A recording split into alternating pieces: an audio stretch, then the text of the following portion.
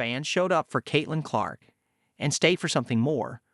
Even in the Fever's final game of the regular season when nothing was on the line, a WNBA attendance record was set in D.C. as fans wanted to catch the rookie sensation. There was nothing particularly spectacular about the September 19 game between the Fever and Mystics in Washington, D.C. It had no real stakes. This was the last game of the WNBA regular season for these two teams. Indiana had locked up its playoff spot and Washington had lost its ability to control its playoff destiny.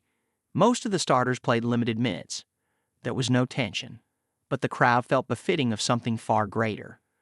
It set the regular season record for WNBA attendance at 20,711, more than any other game since the league began play in 1997. It was both incredible and not. On the one hand, you had the aforementioned low stakes for a game between two unexceptional teams, along with the fact that it was a Thursday. It was not exactly a recipe for a record crowd. On the other hand, you had Caitlin Clark, who had proven herself big enough to cancel out all of the above. It should not have been surprising which of those factors won out. Like anyone who spent the last few years covering women's basketball, I'd watched Clark draw remarkable crowds across the country, including several in places that were not exactly basketball hotbeds. At the Sweet 16 this spring in Albany, NY, I looked into the stands and saw a lady waving a sign that claimed she had flown in for the game from Kuwait. How many people have a presence that can motivate someone to leave Kuwait for a weekend in Albany? Certainly not any governor of New York.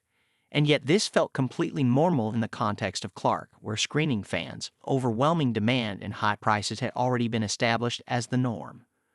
It was not surprising that Clark's star power translated when she made the jump this spring from college to the WNBA. I had felt the conversation around women's basketball shift too much to expect otherwise. A mention of covering the women's Final Four had gone from garnering a reaction of who played a few years ago to wow, Caitlin Clark. But it was still a bit surprising just how well it translated and how sustained the resulting effect was. It feels reductive to say it was like nothing I had seen in women's sports. I'm not sure it was like anything that anyone has ever seen. This was a question of talent, of course, but also of timing. It was obvious the player made to dominate the moment was Clark. The sensation held true for months, even as the Fever endured a rocky start, even as they made the necessary adjustments, even as Clark was drafted into a series of increasingly deranged culture wars through no fault of her own. Even as the novelty of her rookie season began to fade, the interest did not drop off. The league had been growing before she joined, but it felt as if her entrance both recontextualized that growth and reshaped its possibilities, and it carried through to that final game of the season. That it would be this specific game that set the attendance record was a matter of simple opportunity.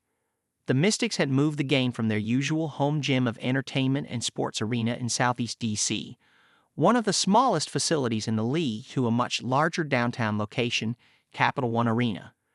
They'd similarly moved a prior game against the Fever, as well as others versus the Sky and the Mercury, but they'd expanded slightly for this final one.